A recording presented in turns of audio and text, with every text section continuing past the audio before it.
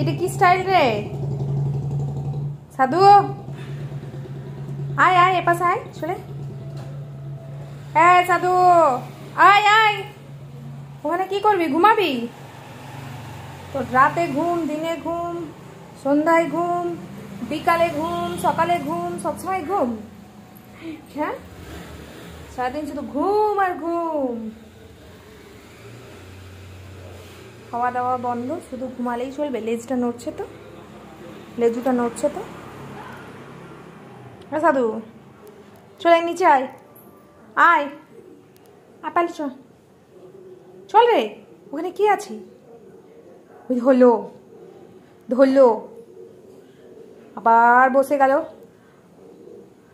চলো, ওই দেখ কে ডাকছে, কে ডাকছে। চল চল চল চল চল চল রে,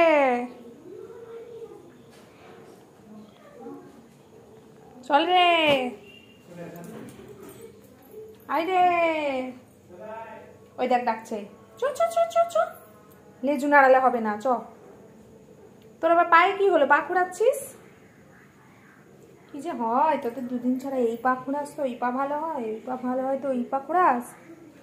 চ চ চ, চলো চলো নিচে চলো, নিচে চলো, নিচে নিচে নিচে চলো। একা একা কি করবে? চলো চলো চলো চলো।